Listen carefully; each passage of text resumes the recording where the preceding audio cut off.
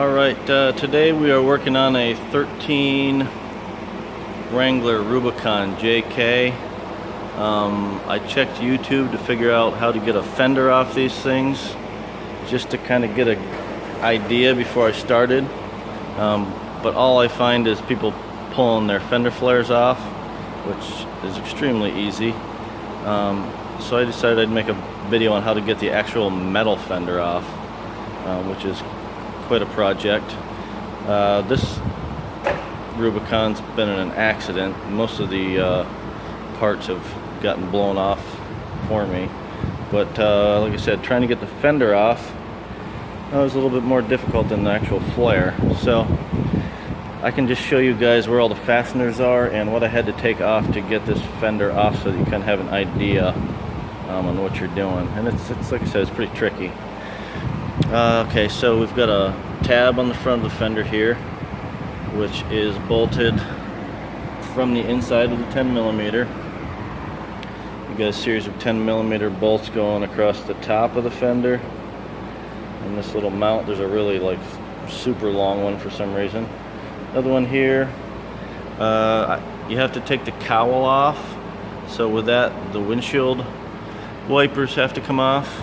The cowl just is bolted in place with the 4 bolts, 2 on each side, and then there's 2 Christmas tree style clips that you have to get under and pull. I was able to get the cowl off with the hood up, I believe. There's a little clip on the back of the cowl you've got to get pulled past here, and then pull the back of the cowl up and then shimmy it out. The next thing that was a pain to get off was the windshield mount to cowl actually covers up the rear edge of the fender. One of your bolt holes, that one right there, goes through the fender as well. As you can see here, Jeep loves to put bolts in that rust within a year or two, so I had to cut the head off of one of them with my mini belt sander. I still got to figure out how to get that out of there. But like I said, this piece comes off. The antenna, which is another pain. The end of the antenna, it's like a plug, but it's in there with metal to metal, so it was corroded on. You actually can twist and pull this thing to disconnect it. I just grabbed onto here with a pair of pliers, and with my hand twisted really hard and pulled at the same time, and either it's going to break or it's going to come off, and luckily it came off for me.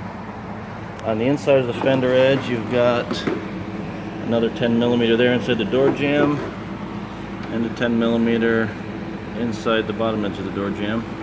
On the bottom edge of the fender, 10mm there, and the 10mm at the front.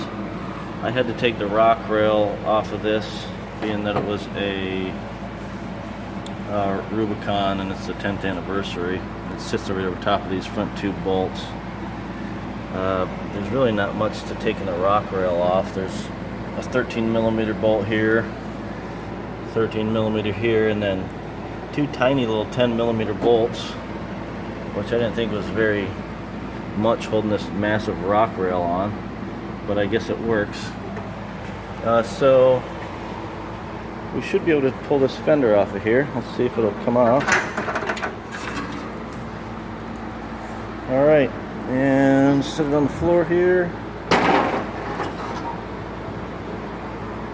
And there you go. That's what the Jeep looks like without its fender on it.